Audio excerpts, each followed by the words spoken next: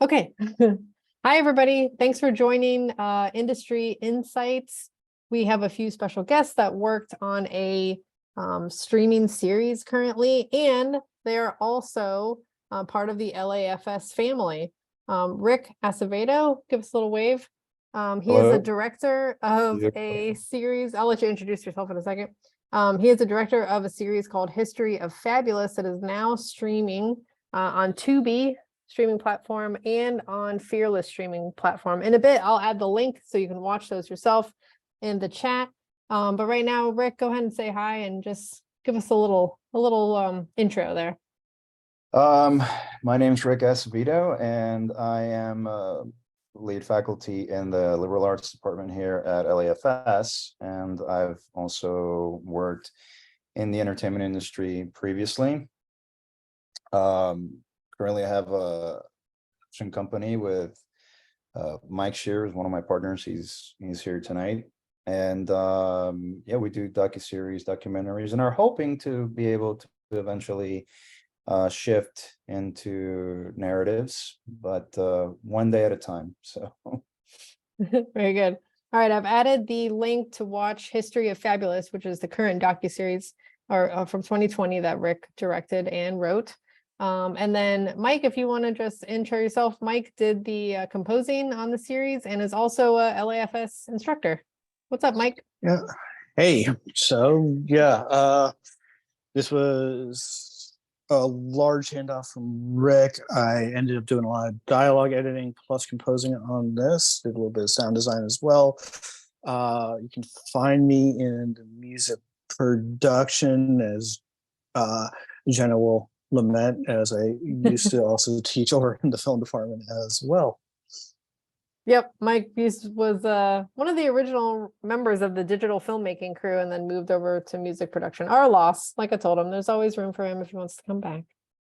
Rick, before we get started, give everybody a little synopsis of the series. What's it about? it is a 7-episode series that talks about the history of makeup going all the way back to ancient Egypt. And each episode is basically a standalone episode that deals with something completely different. So we start with the really early history of cosmetics, and we move on into cosmetics in film, cosmetics on stage, cosmetics and styling, social media. And really, we talk about the importance of that particular product in society. Oftentimes it gets overlooked, and it's seen as something sort of a little bit vain. And these particular makeup artists that we interviewed, many of whom have been working in the entertainment industry for a really long time and have worked on major projects for Marvel and Disney and what have you, really talk about just sort of the importance of makeup in several different ways. It's good. If you haven't watched it, check it out on Tubi. You do have to watch commercials though, but that's how Rick gets paid. So definitely watch that. Those two. Talk a little bit about, before we get into the streaming platform stuff, what was the production process and the post-production process like? Like, we're having our students do everything in about a month. They have like a 5-month span to make an entire film. But give us an idea of, like, in the real world, what's the timeline like for an independent filmmaker like yourself? From pre-production to production and post really took us almost 2 years. First, in pre-production, we had to narrow down the concept. One of our partners who lives in Italy, Alessandra Corral, she actually came up with the idea in the middle of the pandemic because she was stuck in the US. She couldn't go back home. So it's amazing how terrible situations usually bring out the best in us. She was like, hey, I've never seen anything about the history of makeup. So we started researching it and didn't see anything really about it. So there's bringing the concept together, then figuring out what do we want. Did we want a documentary, which we had already done, and I know Mike loved that process enormously. or you know, do we want a series? Do we want to get a little bit more in depth and you know, separate all the information out a little bit more? So it took a total of about almost 2 years. Like we finished the edit, I want to say around November of 2022. And that's just the edit. That's after watching, you know, after shooting really all the interviews. Took about 4 different trips to LA. But then after that, we kept having to watch down every last bit of footage. I want to say that we put in about a total of about 200 hours watching that and really understanding the footage and what we wanted to use, what we didn't want to use. We had footage from 3 cameras. So it's like, what footage can we actually use visually? How are we going to create a post-production, you know, workflow where we know that, hey, this is when we're going to use this kind of shot. This is when we're not going to use it. How are we going to, you know, go about our lower thirds and everything? I mean, literally it took hundreds of hours of just working endlessly. It almost felt like it wasn't going to end, honestly. So But it paid off for sure. it did. Um, Feel that it did. and you've got something that you're proud of, which is the best part. Yes. At what point in your production process did you start to have a plan for distribution? So because this was our 3rd project, I started thinking about it almost right away, because we had already gotten 2 documentaries into distribution, and we had already got into Tubi, Canela TV, Alchemy, which is more of an aggregator out in France that does independent streaming channels and everything like that. So I was thinking about it right away, and I knew that we could get into at least 2 or 3 platforms with what we were doing, like, you know, that we could have probably a fairly easy in on 2 or 3 different platforms. So I was thinking about it right away. You know, and the one thing that I always say is, you know, you've got to think about the end game fairly early, because you know, creating is important, but creating just for the sake of creating is not necessarily gonna give you the end result if you know, if there's no plan for what you're going to do with that, you know. And also Mike just wouldn't stop with it. He was constantly, and Mike, you know, this is true, I'm calling you out because I have to. You're like, all right, man, what's the end goal, you know? So we had that. No, that's great advice. Yeah, like you said, creation is fun on its own, but if you don't have an end goal, then it's kind of pointless. Exactly. Yeah, so that's really good. All right, can you talk a little bit about your journey in getting a distributor for this series? I know we talked a little bit about it earlier, and I think it's really good for the students to hear like how this actually happens. Well, so the journey to getting a distribution deal for something that's, that's not a short, where you're talking about full length and everything, and you're looking at, at something that's like a docuseries. The journey basically revolves, at least to me and in my experience, around going to marketplaces. Now, marketplaces are different than film festivals in the sense that you are getting in front of decision makers. Acquisitions teams go to markets. That is what they do. Acquisitions teams from Prime, Pluto, Televisa, pretty much every major player. Streaming it's in a massive race right now to see, who can get that next piece of the market. So everyone's always looking for that next big thing that might work. And I think that going to marketplaces is really the best way to do it, because it's 2 or 3 days of really heavy networking where you're showing off your product and you're talking to people and you're getting in front of them. And, you know, you're not just talking about the product that you have to offer at that point in time, but products that you might be able to offer, content that you might be able to offer it later on. And that's how you create a, you know, a production company that's viable, that can associate with, you know, with streamers like, you know, the Primes and the Tubies and everything like that. If you're not able to get in directly to Prime and say sell your content and have a licensing deal, you'll be able to meet up with distributors whose sole job it is to go to these particular you know, these particular marketplaces, which take place all over the world and all over this country as well. And they sell your content for you. Of course, they take 30%, you know, nothing's ever done on the cheap, but you know, that's really what I think is one of the best ways to go. With students, you know, they have an advantage that they can play that card anywhere they go, because all the major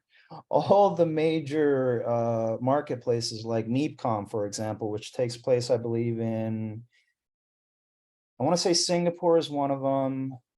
Con for sure is the big one at the end of the year, and I know they have one in Mexico, and I think it's in Cancun or Acapulco, one of those two places. Don't quote me on that though.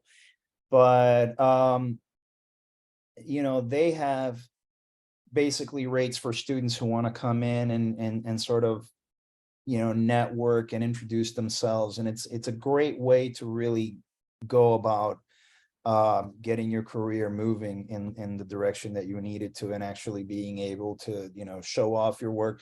Because a lot of people might not be selling content, they might just be selling a service. You know, they might be selling their ability to do VFX, or they might be selling their ability to do cinematography work. And, you know, that is a great way to do it as well, because it's not just about selling the content, it's also about, you know, selling yourself as a professional. And I think that's really a great way to do it. You know, I have no problems with film festivals, but the difference between film festivals and marketplaces is there's a million film festivals out there. And sometimes it's hard to sort of figure out which one is good for you and which one isn't. There are systems that work, like the Global Liftoff Festival system, which actually sort of builds you on how to, you know, they build you up on sort of how to get distribution. They're based out of Pinewood Studios in London. There's multiple Liftoff festivals, both in the States and throughout the world. So, you know, that's a good one. But I think that marketplaces like Content America's and Ecom are really a great way to get out there and really show what you can do. I want to elaborate a little bit on some examples of marketplaces, because Rick and I were talking earlier today, and I am new to distribution. I'm more of a pre-production and post-production kind of gal. So distribution is new to me. And when he mentioned marketplace, I was like, you know, in the post-COVID era, I was like, are you talking about a physical place where people go and meet each other face to face? And he said, yes. So I wanted to share with you some examples. You should be able to see my Safari screen now. These are different marketplaces. So just like a big convention where people go and network. And that's why we're always telling students that it's so important to network. Okay. Even if you're not meeting the right people, you're building the skills to make connections with the right people. Okay. So this is an example of one of these marketplaces and the dates and the area that it is. And I'll have Rick elaborate a little bit on how you get there. Here's another one, Content LA. And then we had this other one, Content Americas. Okay, so these are some examples of some actual marketplaces where you go and you meet and you network with people. So Rick, can you talk about like the best way to get involved in these marketplaces? For one, know when they're taking place. It's, you know, the earlier you plan it, the better off you're going to be. So know where they're taking place, so you can actually make the plan, because you know, these marketplaces unfortunately are not cheap, you know, at the bare minimum, just as an attendee, you might have to pay $375, and that doesn't include hotel stay, and it doesn't include car rental and all that. So, you know when they're taking place and know exactly what it is you want to do. For example, what you have on screen right now, it's a 2-day conference that's a part of C21 Media, who does all the content. They do Content Budapest, Content Americas. They do Content LA. Content LA, it's more of a fast, smart conference where you go for 2 days. They talk about, Oh, we just missed this one. yeah, they talk about film. This was on, yeah, I was thinking about going, but Just missed it. come on, I'm recovering. Give me just Yeah. 1 second, you know. But you know, these particular conferences are great to network. So, you know what the fees are, familiarize yourself with that, and know also what it is that you're selling. Because if you're selling services, that's one thing. You can go anywhere and do that, as in terms of these particular you know conferences and marketplaces. Sorry. So, you know, but if you're actually trying to sell content and pitch, you have to then do more research to identify which one is better for you. And what I mean by that is, you know, what market do you want to go to? Do you want to go streaming? Are you trying to go more than streaming? You know, it may be that Content LA is more for you if you've got a script that you're trying to sell. You know, but if you have a pitch deck for a docuseries, or you have a pitch deck for a narrative, you know, short series or something that could go on streaming, you know, NATPE wouldn't be a bad idea. You know, Content Americas wouldn't be a bad idea, neither with MeetCom, but it's what would work out better for you. So familiarize yourself with the websites. You know, NatP is a little bit interesting because NatP essentially just came back from the dead. They were bankrupt as a result of COVID. They just dipped into all their funds, and unfortunately they went bankrupt. They got picked up and bought out by someone else, so they're basically restarting in the States again, specifically Miami, which is where they normally run their American end. And also know what kind of market you want to sell to, because the international markets have changed drastically. You know, the Turkish market for television has become massive.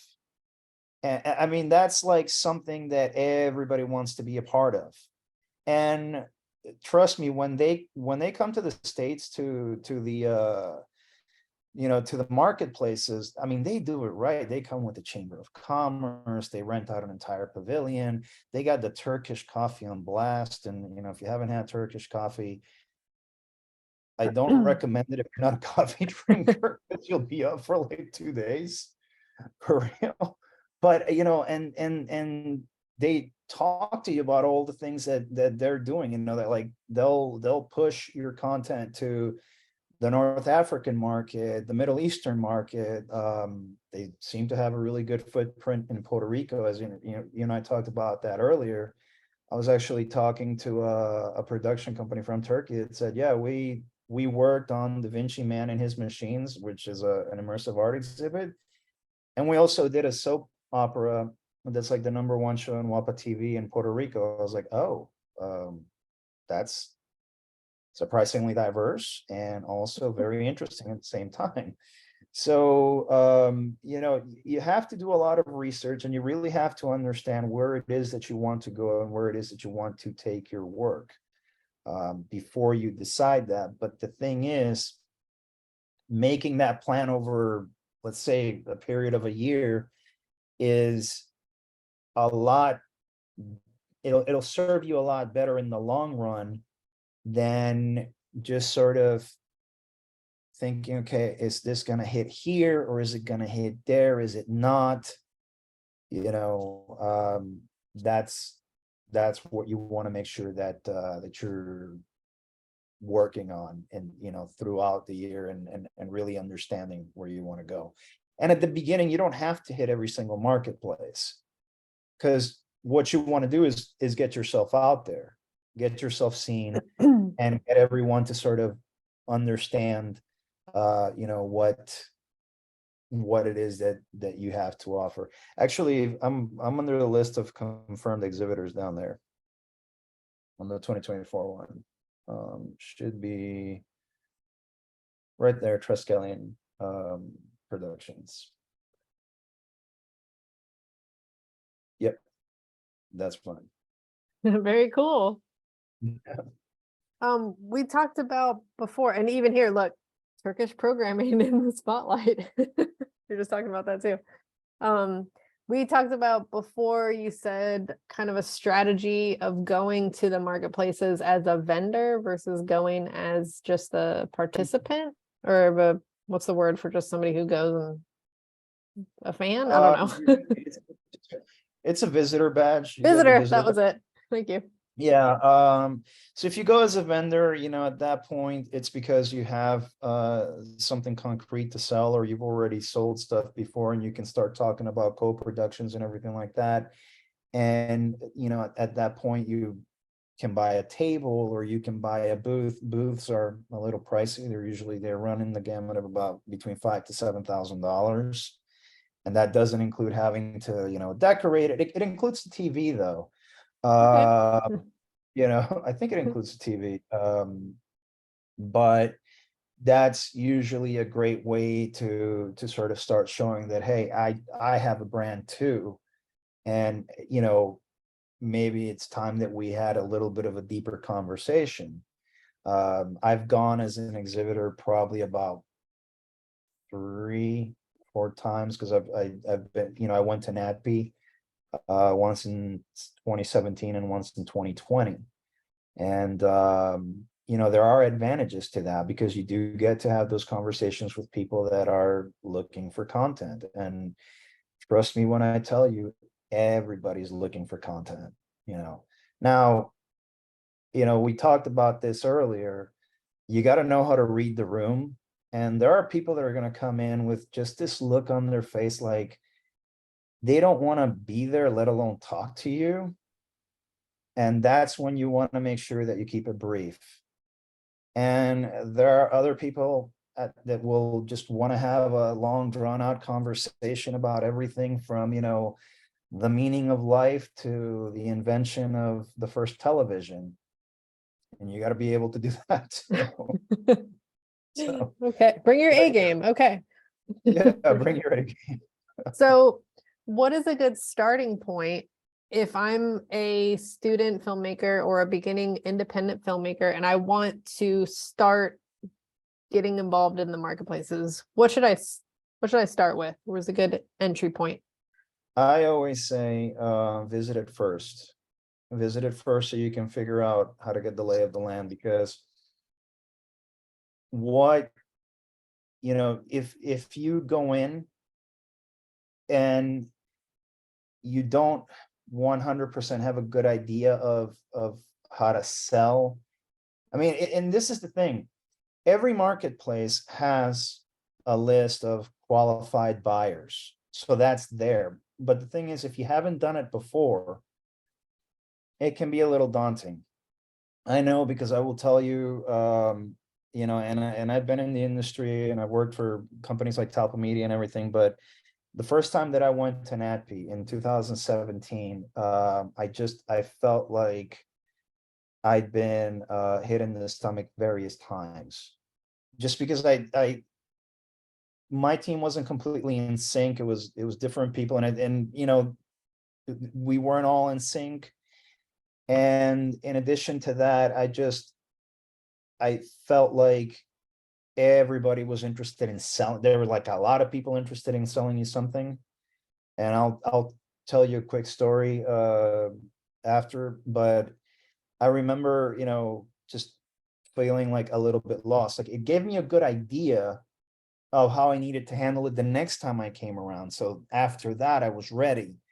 So I always say, start as a visitor, get your visitor badge, go around, introduce yourself to people, give your business card out, really get to know how a marketplace works, how you navigate a marketplace, because the problem with marketplaces, as with anything where you have to pay to get in, is you'll have all the great people that you want to talk to get in, but then there'll be like this section of just terrible people that are getting in to try to get your money or try to do something. I mean, Mike can tell you about the film futurist. I can tell you about some guy who told me, he's like, I've done stuff. And I'm like, that's great. And I left it like that. And I remember my son Brandon was with me. He was like, should we look into him? And I'm like, I guarantee you, if we look into him, we're going to find the record. In fact, we did. I needed to prove the point to my kid. So it's like, you want to be able to sort of read all of that. And it's hard to do it when people are sort of coming at you and you don't know how to separate what's what. But even the bigger, and the story that I was going to tell you was that even the bigger companies will try to sell you something. Like I remember I met with this guy in 2017, really great dude, incredible professional. He was the vice president of sales for the Discovery Channel. And he was like, how would you like, he told me how Discovery sells primetime. He was like, look, if you can give me $700,000 for an hour and a half on primetime, you can keep the ads. Now we have to approve you. And I'm thinking to myself, wait, I got to give you $700,000 and I still got to get approved and I get to keep the ad money, which for someone that no one knows in a production that no one knows is probably not going to be that great. Like I'll have to struggle, just to break even with my soul. Forget about the 700,000. I am not getting that back. But, because it's prime time on Discovery.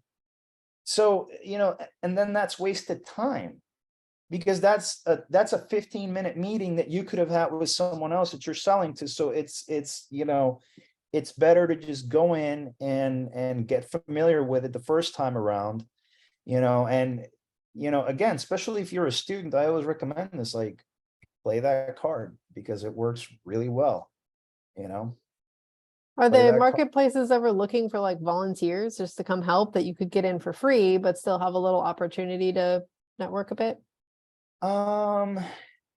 Not that I am aware of. I've never seen that end of it. I've never actually talked to anyone that was a volunteer. That doesn't mean that they don't look for them, though. I'm sure that they do because there's It could be worth a business. shot. Yeah, it could definitely be worth a shot. I'm sure that all the like film programs probably have on that, so or some of the local film programs that are like in Yeah, like a LA. local film commission or something. Yeah. Yeah. Well, Yeah. the local film commissions are always involved. Like I know that the Florida Film Commission is always out in they were always out on NATB, always out on NATB. Like a lot of the film commissions are out there. So it's definitely worth a shot for sure. I mean, just with over 100,000 square feet of indoor and outdoor exhibition space, like that sounds very intimidating. Like you were saying the first time you went, it's a little overwhelming. It's extremely overwhelming. The first NAPI I ever went to, I remember this guy had purchased a table and he had drone services. And I felt so bad for him. Like my heart broke for him because he comes up to me, he's like, hey man. And I'm like, hey, how are you? How can I help you? Because you always want to be nice to everyone. You always want to be able to make sure that you leave good impressions. Like, I have a drone services company. I'm like, okay, cool. How can I help you? Because we didn't have a meeting or anything scheduled. It's like, I just bought a table here on Friday, like the Friday before it started. I don't even know how that happened. It's like, what do I do? I was like, what? What do you do? It's like, start working the floor. Did you not have any appointments with it? Like, start working the floor, Are you allowed to run your drone around here? Because that would be some good advertising. Fire up that drone. It was at the Fontainebleau the Fontainebleau Hilton in Miami, and I was just like, I didn't know what to tell you. I did actually kind of bring that up. It's like, maybe you can show people your drones, like go around with your drone or whatever. And it's like, talk to people, but I felt bad for the guy, you know. And again, you could tell he was intimidated, even though he'd been working on the industry for quite a while. I saw I mean, he had an incredible reel for his work and his partner, but unfortunately, you know, it was really difficult for him to really get himself out there, just because again, it was not being able to know and really understand and figure out how to get this going, you know. So let's say that I'm kind of like drone guy and I don't really know what I'm doing in the marketplace. Maybe my strong suit isn't networking or selling myself or something like that. What's my other options? Like you were talking about, you were working with Film Hub. That's kind of a salesperson on your behalf.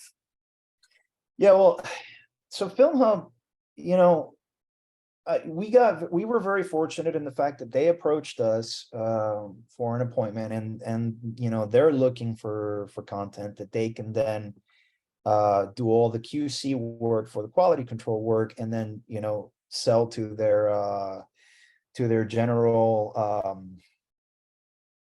database, which includes Prime, Apple, Tubi, all of that.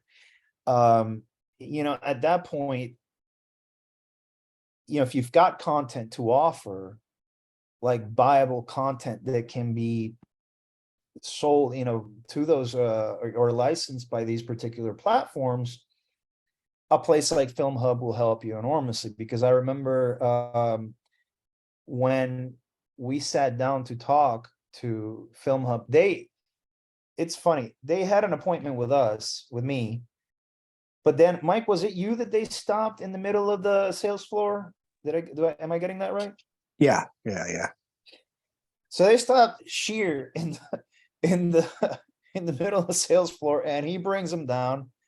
And I'm like, okay, cool. I already have an appointment with you guys, but let's do this. And at that point, it's like we were just able to say, look, here's what we have. You know, what are you guys offering? And they told us about the QC and the 20% fee that they charge for anything that we get paid, which, I mean, it's better than distribution fees, which are normally anywhere between 30 to 50%. I mean, it is criminal sometimes. You got to be real careful who you're dealing with. But that's a good way to do it, because they take care of a lot of that work. And you know, what you do is you upload, once you've talked to them and they've told you what they do and how they do it, you upload your work, and they do all the cell work for you, which, you know, distributors normally do that too. But in the case of distributors, you know, they'll try to sell their whole catalog, but if they can't sell their whole catalog, they'll go for whatever they can get, even if that does or doesn't include you. And that's boutique distributors, because there are bigger distribution companies that can do that, you know, and they will focus on you. But you know, we've got someone in the chat. Yeah. Yeah, Clayton says, so the best thing to do is come and observe, soak up everything you can as a first timer. Are there a lot of scammers? Kind of alluded to that a little bit before. I'm not sure sort of scammers, but salespeople. Yeah. So here's the problem. First, yes, it's good to observe, because you want to know how the system works. Okay, you want to know how the system works. You want to understand that as well as you possibly can. As far as scammers, I wouldn't say that they're scammers. It's just that a lot of people will say that they have the best possible idea imaginable, and then they'll start talking to you about NFTs and film. And it's like, okay, well, give me an explanation that actually makes sense about that, please. NFTs and film, like, okay, how are we doing this? And then they can't give you that because their own concept isn't fleshed out. Well, that's going to be a waste of your time, and that's what you want to avoid. It's not that happens often, but it will happen. It can happen. So you want to avoid that. And you want to avoid, basically, if you want to sell your content, you want to avoid someone wasting your time trying to sell you something when you're trying to sell stuff yourself, you know? I would I say hope use that your answers. best judgment. If it sounds too good to be true, it probably is. If somebody's asking for money up front, probably nah. Okay. Another question, are aggregators still used? Aggregators? Aggregators, I believe, yeah. Okay, I'm sorry. Okay. Yeah. Um, I thought I had I the word. mean, but- yeah, yes, they are still used, but Is that kind of a middleman as well? yeah, that's a little bit of a middle. Like for example, Alchemy, which we have our two of our documentaries on, is an aggregator platform, and essentially they get us into these more indie channels. But the problem is the indie channels don't really have a lot of exposure.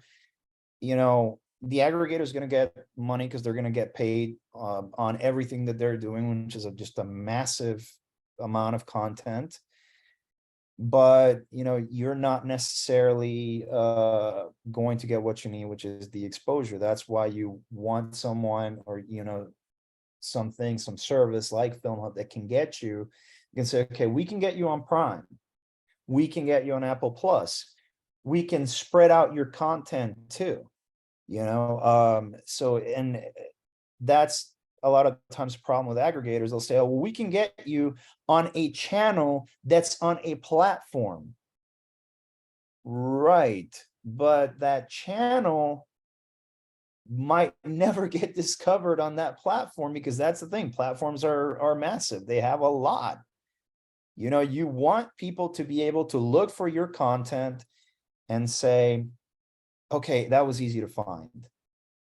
If that doesn't happen, it doesn't affect the aggregator one bit, but it affects you because you're still sort of, you might as well put your stuff on YouTube all day long and see if you can get something out of that. Yep. What has your experience been like with Tubi and Fearless, where your series is streaming now? Is one been more beneficial than the other, or was one easier to get into than the other? Because Fearless is a relatively new network and a new app that runs on Apple, on the Apple box, not Apple TV Plus, but on the Apple box and on the apps and things like that, Android and all of that. And it's a brand new app, so I'm still sort of getting to know them. But they picked us up right away because our content sort of aligns with what their content is. And with Tubi, my experience has always been pretty good. They will put your stuff in there. It's relatively easy. And you have, like, Tubi is a really up and coming platform. They've had, I think, something like 67 million additional hours, or maybe it was, I think it was more than that. Like, their growth has been pretty impressive, and they're owned by Fox, which is owned by Disney. So they have a lot of backing. They have a ton of backing, so that's a good place to be. So, but with Yep. Tubi, it's been good. It's been a good experience. And Tubi is something that's free for people to watch. You don't have to pay Yeah, it for this actually- subscription. Whereas Fearless, no. you pay. Yeah, get a Fearless, you 7-day free pay. trial. Tubi, you don't have to pay, and a lot of times it already comes with your, like, if you buy a smart TV right now, it'll, Tubi's It's one of already the installed. streaming platforms. It's already installed. Yeah. Yeah, and it's got a ton of content on it. You got to push your content. You got to be able to really get it out there and show it to people and get everyone interested a lot of the times. But when it pays off, it pays off. And it also pays off to say that you're in a platform that's this size, that's reputable, that's seen in several important markets, not just the United States. Mm-hmm. For sure. I want to make sure that everybody knows it's okay to post questions in the chat or raise your hand if you have a question. I want to make sure that you guys get the information out of this that you were looking for. Let me stop sharing my screen so I can make sure I can see the chat. Okay. So what is any other advice that you would have for a starting out independent filmmaker that's looking to get their content seen? Never stop learning and studying what trends are, specifically in streaming, because that is a major part of the equation. Now, here's the thing. Television as we know it, that the model that we grew up with, you know, the three major networks and then cable and then the ratings and all that, that model, I don't know if it'll ever go away or not, and I'm not going to speak categorically to that, but I will say one thing, that model has changed drastically, and it's not going to go back to what it was. Trends change daily. Educate yourself on the trends. Know, first of all, what people are looking for, because the fact of the matter is, I'm sure that, you know, and you know, we haven't talked about this. Netflix is a big one. Everybody wants to get on Netflix. Well, Netflix, the way that that works is they're usually looking for certain content at certain times, you know, and knowing sort of what that is so that you can pitch, you know, to maybe brokers and people that will be looking for content for Netflix that are independent sort of brokers for them. And I've known some people that do that sort of work. You know, the success that you have is going to depend on how well you understand what's going on in, you know, in the streaming world, in the television world, what everybody is looking for. So never stop learning, never stop studying, never stop figuring out how you can get that particular work that you're putting together seen by the right set of eyes. You know, I was fortunate enough to be able to pitch 2 series to Stream Studios, which is owned by NBC Universal, and those are still in consideration now. It took me having to go through everything that I've gone through, and then being at Content Americas, you know, not feeling the best. You know, I'm not going to go into the why, or maybe I'll go into it later, but not feeling 100% the best physically to get there. And why did they actually agree to see my stuff? Because I understood that, you know, in terms of trends, docuseries are pretty hot right now, and being able to create something that's not heavy or negative is something that you know, people are going to enjoy. So if you can sell that concept, followed by the fact that your ideas are pretty good, and you have the visuals and the understanding to be able to back it up, and you have an understanding of why what you're picking and what you're pitching to them can be a hit, because there's comparables out there, you're going to be all right. But you gotta keep working on that. Like, you know, one particular site that I read a lot is Inside Streaming. I get something new every day from Inside Streaming about how, you know, what's popular and what's this, and that sort of helps me understand where I need to go. So always study the market, always understand those trends, and, you know, don't ever stop trying either. You know, just keep at it, because what's going to pay off here is going to be your perseverance. You know, this business is as much about perseverance as it is about anything else. You know, you got to know what you're doing, but you know, perseverance will pay. Perseverance, yes. Oh, for sure. Have a thick skin. Don't give up. Yes, definitely. Can you think of something? What is the best thing that someone who's trying to pitch their series or their short film could have on hand with them? Is it visuals? Is it research? Is it just a good elevator pitch? Like, what's the best thing to have ready to go if you're pitching to somebody? If you're pitching, I always recommend make sure that you have a pitch deck. Pitch decks will vary you know, in terms of what you're trying to pitch, because you know, it's not the same for a docuseries as for a narrative or anything else. So, you know, always make sure that you have a pitch deck or something ready. Like I always suggest visuals, honestly. The visuals are a great part of it. I did not have, or no, we did have History of Fabulous finish. But you know, I did not have any printouts, but I had the trailer for it. So that right there was really good because everyone was like, oh, cool. Hey, is this finished? And then when I would say yes, they would be foaming at the mouth, you know, because it's like, okay, so we don't have to pay for anything. No, you don't, you know, but you know, when you yes, that's Inside Streaming, insidestreaming.com, yes. Well, actually, sorry, let me, because I want to make sure that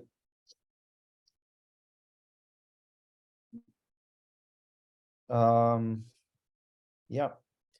So Inside Streaming is, you know, a great source, but going back to that, to what we were talking about, make sure that you have visuals on hand. Sometimes you can create a teaser from everything except the footage that you have or don't have. And I mean, that's a little bit of a bluff, but this business was invented on a bluff. Like the actual studio contract was formatted by a guy by the name of Thomas Innes, who went to LA with a borrowed suit. He had no money. Then he became the father of Hollywood all of a sudden. He created a 7-year contract and everything. So,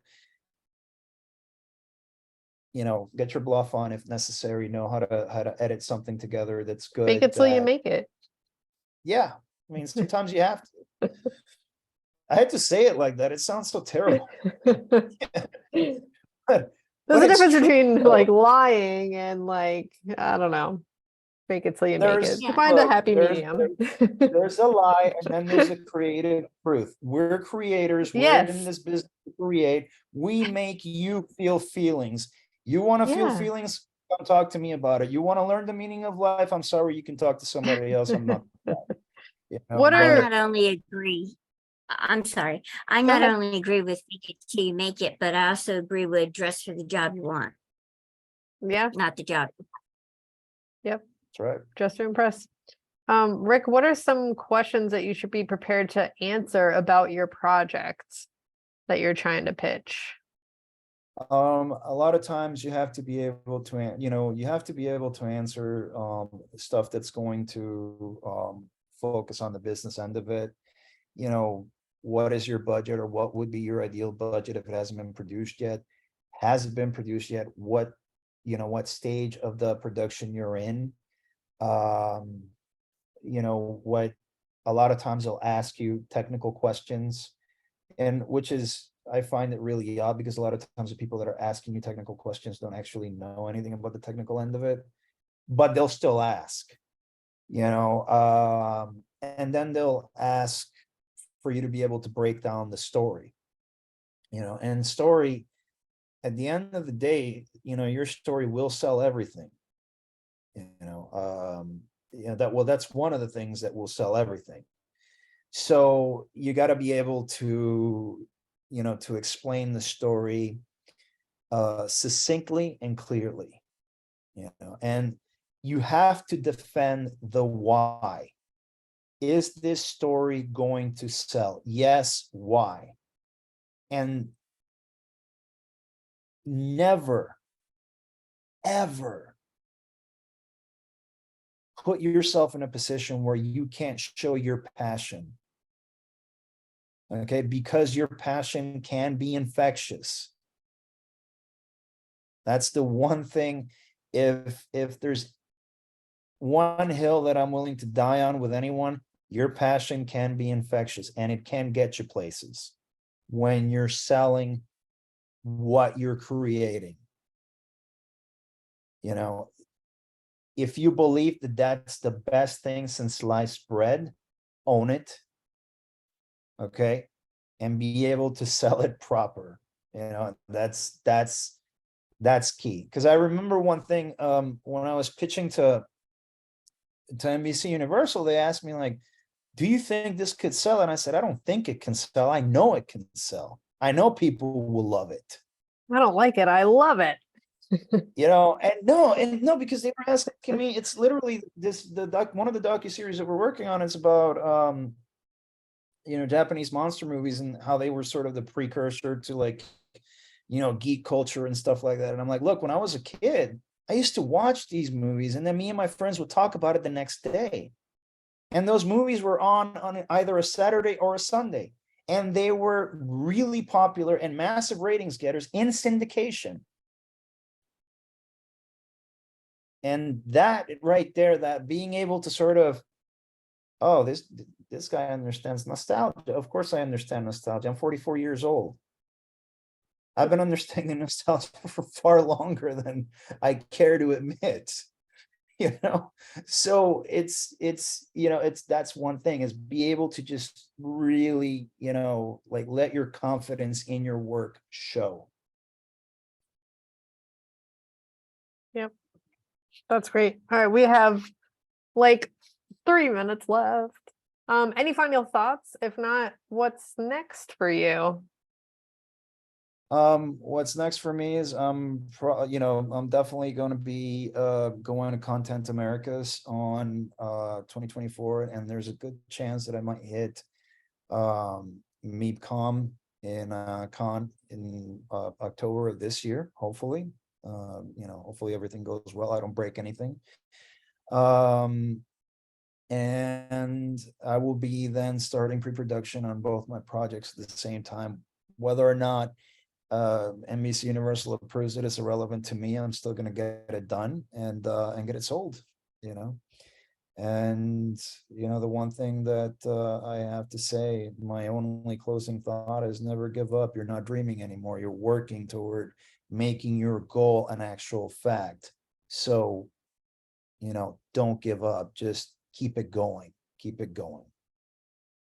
That's awesome. You're not dreaming anymore. You're actually doing it. Yeah. That's great. The minute you chose to go to school and start working and trying to figure out how to make this happen, this is when it stopped being a dream. Mhm. That's a fact. So just bad days will happen. They don't last forever. All right. So just don't even worry about it.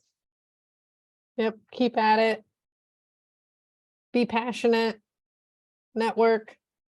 All good stuff. Rick, I want to thank you so much for providing this information to our students, because it is so important and just something that hopefully they can take and run with it. I hope people listening to this will meet Rick at the next marketplace or something. Yes, thank There's you. a question from Clayton. Oh, Was Clayton. it easy to get a team for you to get together in the beginning? No, Clayton, it was not. The first team didn't work out, unfortunately. Everybody, I think was going in a different direction, and it happened organically for me. I have great people now and everything. So, you got to make sure that you're aligning with people that are in your sort of same wavelength, that will, understand what your visions are, because they have the same sort of vision. I hope that answers your question. It wasn't at first, but it eventually became a lot better. I think it's better to work with people that you like working with over people who are talented. Honestly. Yeah. If you like to work by yourself, that's fine. But if you thrive off of other people, then working with people who bring out the best in you is better than having somebody that's really good at their job. Yeah. All right. Thanks, Rick. I really appreciate your time. All right. Glad to Have a good anytime. night, everybody. Good night, everybody. Thank you.